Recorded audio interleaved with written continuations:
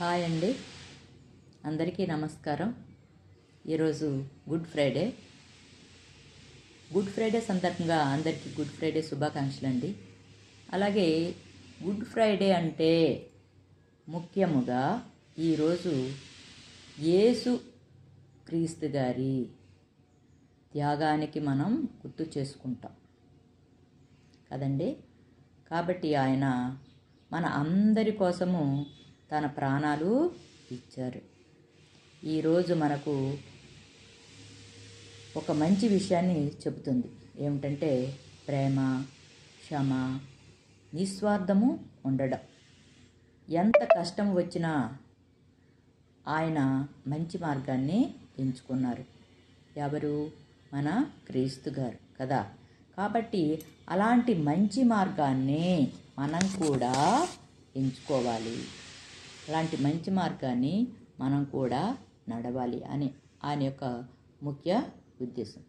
అలాగే మన ఎంత కష్టం వచ్చినా ఆయన మంచి మార్గాన్నే ఎంచుకోమని చెప్పారు.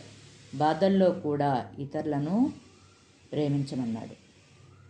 అలాగే వీలుంటే సహాయం చేయమని కూడా చెప్పారు. ఇదే ఈ ముఖ్యము ఉద్దేశం అండి కదా. ఇప్పుడు మనం పుట్టాము అని అంటే మన జన్మకు ఒక సార్థకత ఉండాలి. ఎప్పుడు కూడా కోపంతోనూ ద్వేషంతోనూ ఉండకూడదు. నీకు చిన్నగా నవ్వుతూ మంచి స్మైల్ ఇస్తూ ఇతరులను ప్రేమించండి. అలాగే నీకు వీలుంటే దానం చేయండి, దయాగుణంతో ఉండండి. అలాగే క్షమాగుణం, ఏదైనా నీ పట్ల తప్పుగా మాట్లాడినా, ఏదైనా తప్పు పని చేసినా వారిని క్షమించే గుణము మనలో అలవాటు చేసుకోవాలి. ఈ మూడు కోసమే మనకి యేసుగారు ఈరోజు యొక్క త్యాగానికి ఫలితం. ఈ గుడ్ ఫ్రైడే, ఈ శుభ శుక్రవారము అనేది అందుకు ఎవరైనా క్రైస్తవ సోదరులందరూ ఎక్కువగా ఈ శుక్రవారాన్ని ఉపవాసాలతో వాళ్ళు ఆరాధన చేస్తూ ఉంటారు. కీర్తన గ్రంథంలో చూసుకున్నట్లయితే అక్కడ అన్ని విషయాలు కూడా ఎంతో మంచి ఉద్దేశంతో ఉంటాయండి. మనము విమర్శనలు కాదు, చక్కగా మనకి భిన్నత్వంలో ఏకత్వం అంటాం కదండి. ఒక ఇల్లు నిలవాలంటే 4 పిల్లలు ఉండాలి.